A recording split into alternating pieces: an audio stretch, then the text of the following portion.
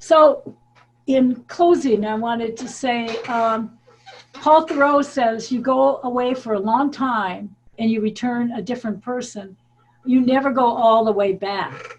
So I named my third book, which covers the last third of the circumnavigation, The Long Way Back, based on that quote. And I started thinking, okay, what are the lessons we learned on each third of our trip? And I think for maiden voyage, for sure, we learned that we were not in control. And we had a thing that we used to say, and that was when we left the corporate world, we said, okay, we're going to escape to another world, one in which we could control our own destiny, as free and independent as eagles soaring in the sky. We would sail with the wind, and when that wasn't blowing, we had 8 solar panels to store energy in our battery bank.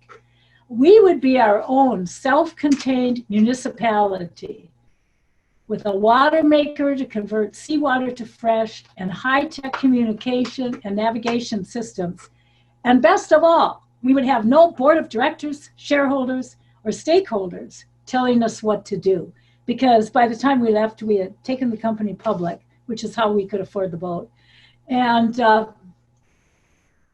so we were really tired of people telling us what to do.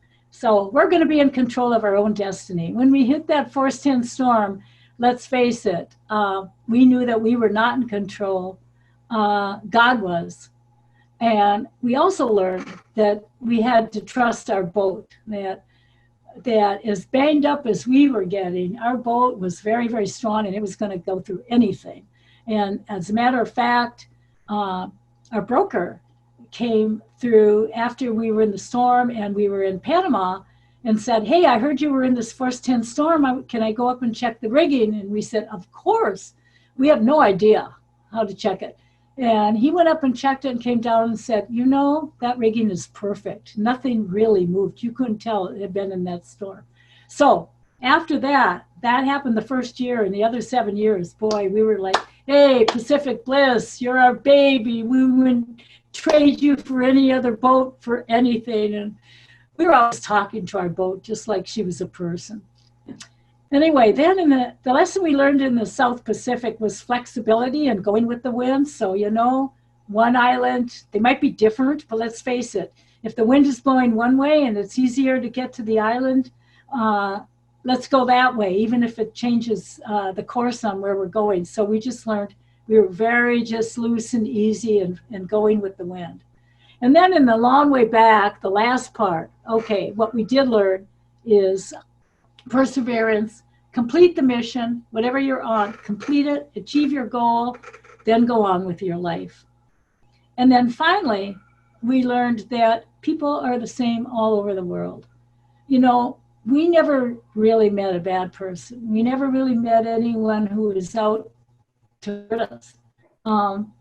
And people want the same thing in life as everyone does. They want good health for them and their family. They want shelter, food, safety, and for their children to have a better life than they did. So you just meet wonderful people, and we're still in touch with many of them. We never regretted our decision to sail around the world. And so what I'm closing with is, I urge every one of you, while there's still time, do pursue your own passion and do live your dream, whatever that might be. So I wanted to just a little bit tell you that I think I mentioned the cruise story. Force 10 won an award, and then I won first place travel in the San Diego Book Awards for each of the 3 books. So, and you can find our books on Amazon, my website, and bookstores such as Seabreeze in San Diego. And these are all the places you can get a hold of me or go and see some of the things. I have a blog, Twitter, Facebook, Instagram. We even have the original journal, which is now sort of an archive of the journal when we were traveling at pacificbliss.com. And you can email me anytime with questions.